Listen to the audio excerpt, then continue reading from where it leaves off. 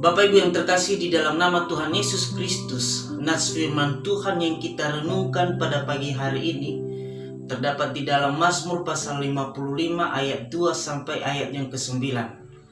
Mazmur pasal 55 ayat yang kedua sampai ayat yang ke-9, beginilah firman Tuhan.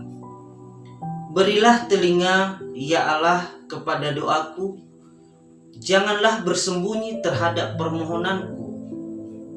Perhatikanlah aku dan jawablah aku. Aku mengembara dan menangis karena cemas, karena teriakan musuh, karena aniaya orang fasik, sebab mereka menimpakan kemalangan kepadaku, dan dengan geramnya mereka memusuhi aku. Hatiku gelisah, kengerian maut telah menimpa aku. Aku dirundung takut dan gentar, perasaan seram meliputi aku. Pikirku, sekiranya aku diberi sayap seperti merpati, aku akan terbang dan mencari tempat yang tenang. Sebab aku akan lari jauh-jauh dan bermalam di padang gurun. Aku akan segera mencari tempat perlindungan terhadap angin ribut dan badai. Demikian jawab pembacaan firman Tuhan. Saya menyapa kita semua, Salam. Bapak Ibu yang dikasihi Tuhan, tema renungan kita pada pagi hari ini adalah solusi yang ampuh saat pergumulan menghadang. Solusi yang ampuh saat pergumulan menghadang. Bapak Ibu yang terkasih di dalam nama Tuhan Yesus Kristus, kita pasti pernah merasakan yang namanya disakiti. Dan yang paling menyakitkan itu adalah ketika yang menyakiti kita adalah orang-orang yang sangat dekat dengan kita. Mengapa? Karena mereka dulu pernah menyayangi kita, pernah menghormati kita, pernah kita bersama-sama berbagi suka dan duka, berbagi cerita, dan berbagi pergumulan.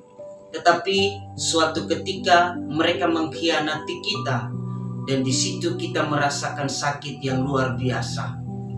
Bapak Ibu yang terkasih di dalam nama Tuhan Yesus Kristus, Raja Daud juga pernah merasakan hal yang sama, di mana orang yang paling dekat dengannya, yakni Absalom, yang adalah anak yang paling disayanginya, darah dagingnya sendiri, dan juga Ahitofel, penasehatnya di dalam kerajaan yang dipimpinnya. Ahitofel dan Absalom merencanakan kudeta guna menurunkan ayahnya dari tahta kerajaannya, dan ia yang hendak menggantikan ayahnya di tahta kerajaan tersebut.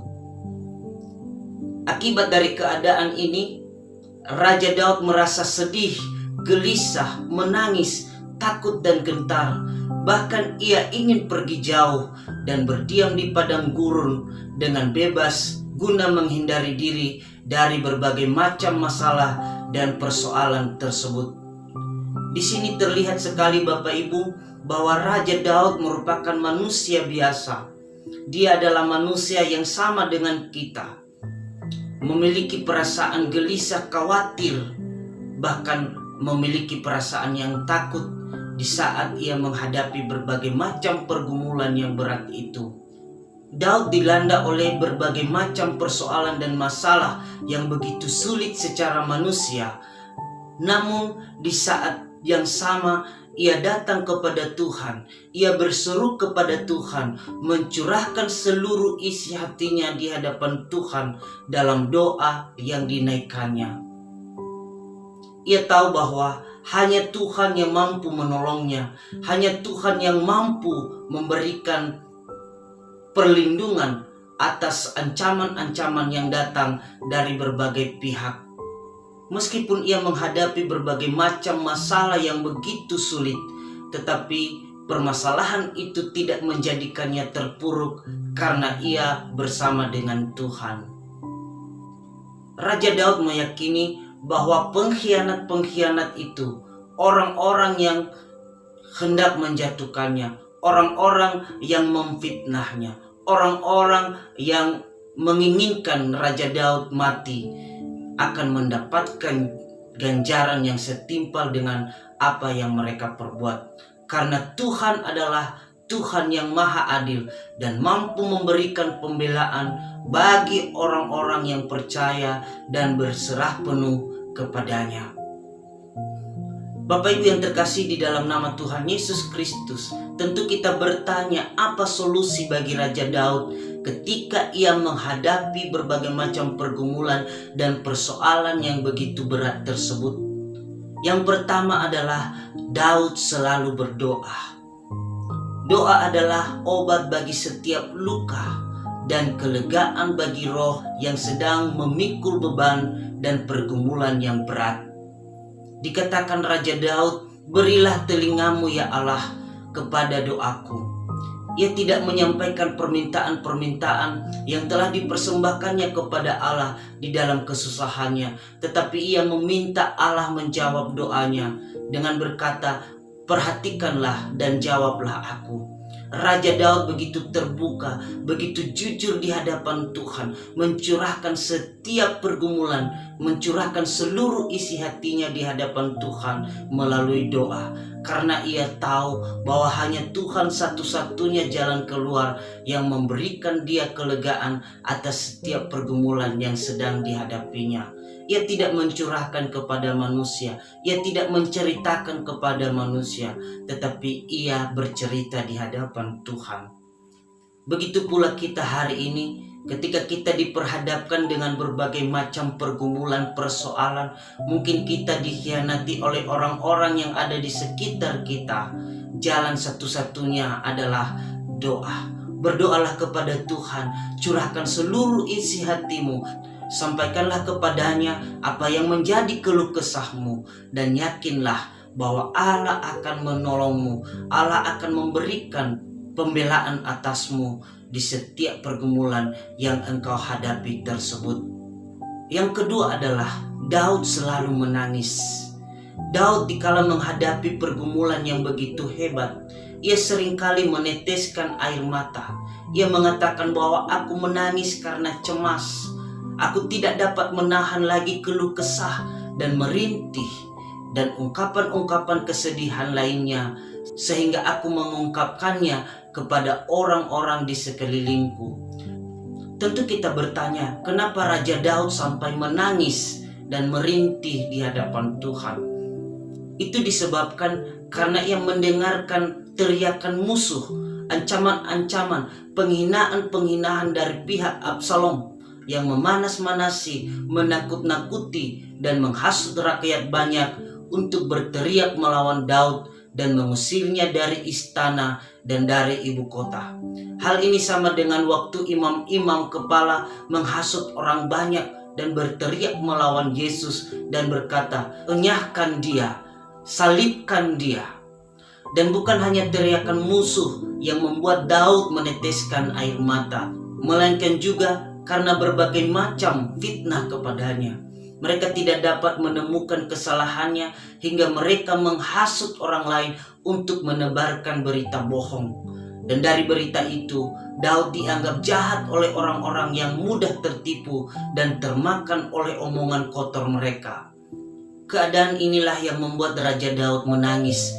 Ia berduka, bahkan semakin menjadi-jadi ketika Raja Daud mengingat kembali saat-saat dulu ketika ia menjadi kesayangan orang banyak atas apa yang telah dilakukannya di tengah-tengah bangsanya. Kini orang-orang tersebut telah melupakan segala kebaikan yang telah dilakukan oleh Raja Daud dan diganti dengan hujatan, fitnah yang keluar dari mulut mereka. Bagi Daud, menangis bukanlah suatu sikap cengeng bagi seorang laki-laki, tetapi menangis adalah luapan perasaan guna meringankan setiap pikiran atas masalah-masalah yang dihadapinya. Ia tidak menangis di hadapan manusia, melainkan ia menangis di hadapan Tuhan. Bapak Ibu yang terkasih di dalam nama Tuhan Yesus Kristus, situasi hidup kita juga mungkin sama dengan yang dialami oleh Raja Daud. Dulu orang-orang yang menyanjung-nyanjung kita, orang-orang yang menghormati kita, menyayangi kita, kini mereka berbalik memfitnah, mengolok-olok, menghakimi, bahkan hendak melenyapkan kita. Solusi baik adalah bukan memendamnya, tetapi melampiaskan dengan tangisan di hadapan Tuhan. Menangislah engkau di hadapan Tuhan, sampaikanlah keluh kesahmu itu di hadapan Tuhan, sehingga beban dan pergumulanmu itu semakin ringan karena engkau telah meluapkannya. Karena semakin kita memendam perasaan kita, maka kesedihan itu semakin mendalam, dan pada akhirnya kesedihan itu menghancurkan kita. Tetapi ketika kita telah meluapkannya di hadapan Tuhan, maka saya yakin dan percaya masalah itu semakin tidak terasa di dalam hati dan pikiran kita. Yang ketiga adalah Daud merasa gemetar dan gelisah. Sebagai manusia, hal yang wajar apabila Daud merasa gemetar dan gelisah karena musuh yang dilawannya adalah orang-orang yang dulu dekat dengannya, bahkan begitu menyayanginya. Memang sikap Daud dalam masalah ini sangat jauh berbeda dengan sikapnya sebelumnya. Dulu ia adalah seorang pemberani, bahkan ketika ia dikepung, ia tidak pernah takut dan gentar. Tetapi dalam masalah ini, Raja Daud mengakui bahwa ia takut, gentar, dan gelisah. Mengapa Bapak Ibu? Karena Raja Daud mengingat kembali apa dosa yang pernah diperbuatnya ketika ia menyuruh Uria untuk berada di barisan terdepan guna Uria mati agar ia memiliki istri daripada Uria. Dan karena kesadarannya inilah mengingatkannya jangan-jangan bahwa ini adalah akibat dosa yang pernah dilakukannya. Di sini Raja Daud mengintrospeksi diri. Raja Daud mengingat kembali apa kesalahan-kesalahan yang pernah ia perbuat dan menghubungkan dengan kejadian dan keadaannya masa sekarang ini. Sehingga dari sana ia menjadi takut dan gentar. Jangan-jangan ini adalah hukuman Allah bagi dirinya sendiri.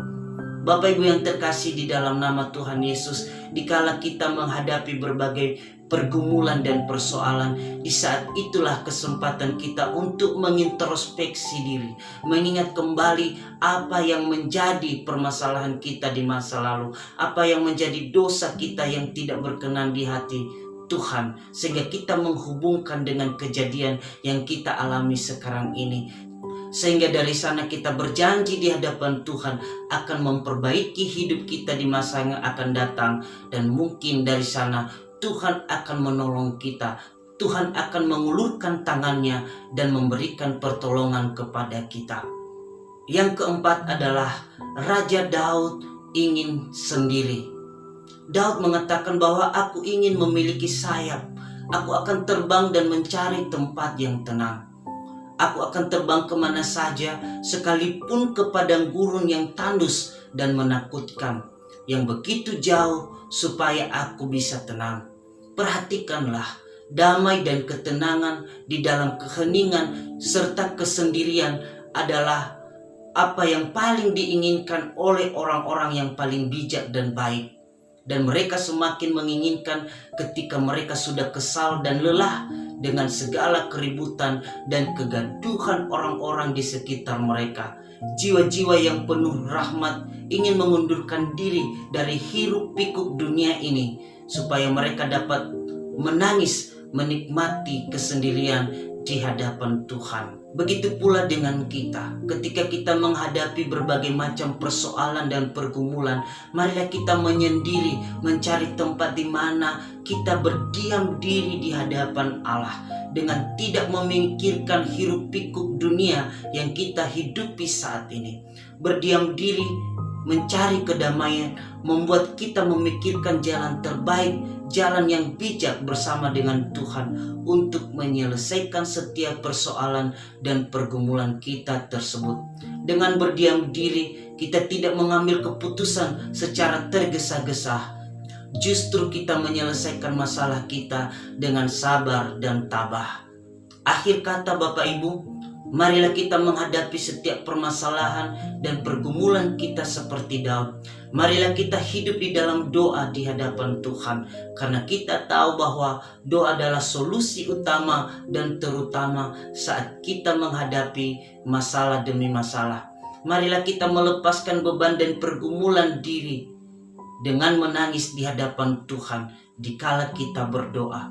Marilah kita mengintrospeksi diri atas setiap keadaan yang sedang kita alami, dan mari kita mencari tempat yang tenang untuk berdiam diri di hadapan Tuhan guna memikirkan solusi atau jalan keluar atas setiap masalah-masalah kita. Yakinlah bahwa dengan itu kita akan menjadi pribadi-pribadi yang teguh, pribadi-pribadi yang tangguh dalam menghadapi setiap masalah-masalah yang ada di hadapan kita. Tuhan Yesus memberkati kita semua. Shalom.